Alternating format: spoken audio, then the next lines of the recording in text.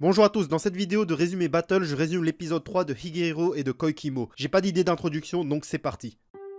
Après avoir rêvé de son passé, la lycéenne se remet encore une fois à douter du MC. Elle se faisait ken par un mec random. Changement de scène. En fin d'après-midi, le MC complimente la Kohai pour son travail et elle l'invite à voir un film. La lycéenne est seule dans l'appartement et elle est rongée par ses doutes. Elle est persuadée que le MC va la chasser une fois qu'il aura une copine. Elle reçoit un message du MC qui dit aller voir un film avec une collègue. Par doute, quelques heures plus tard, la lycéenne sort chercher le MC. Elle le voit avec sa collègue dans ses bras. La Kohai avait indirectement avoué ses sentiments pour lui. Il ne comprend rien comme toujours. En rentrant, le MC voit son appartement vide et pense que la lycéenne a été kidnappée. Il part à sa recherche. La lycéenne avait fugué et elle comprenait sa jalousie envers la Kohai. La Kohai la voit sur le banc et décide de la tenir compagnie. La lycéenne raconte sa situation sans mentionner le MC. La Kohai la fait comprendre qu'il était tout simplement une bonne personne et qu'il la faisait confiance. Elle la demande de croire en lui. Le MC retrouve les deux personnages dans un parc. En voyant le MC gronder la lycéenne, la Kohai comprend qu'elle parlait de la même personne. En rentrant, la lycéenne propose encore une fois son service en allant assez loin. Il refuse encore une fois et dit clairement qu'il n'est pas amoureux d'elle. Donc il n'en a rien à faire de ses avances, même s'il la trouve belle. Le MC le dit encore une fois que c'était de la cohabitation. Rentrer du travail et avoir quelqu'un avec qui discuter le suffisait. Passons à l'épisode 3 de Koikimo.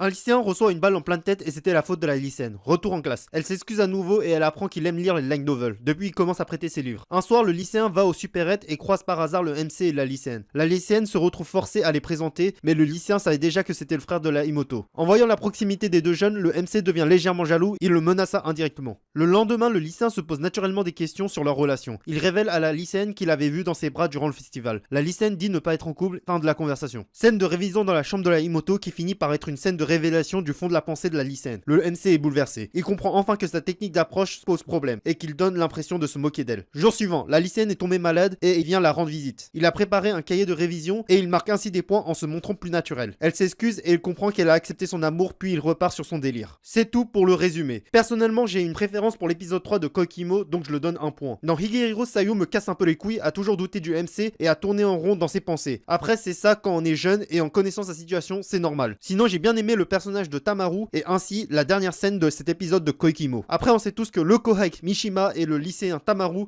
n'ont aucune chance dans la line classique. C'était tout pour aujourd'hui, merci d'avoir regardé jusqu'ici et n'hésitez pas à lâcher un commentaire, c'était Nanashi Hachiniroku, à plus.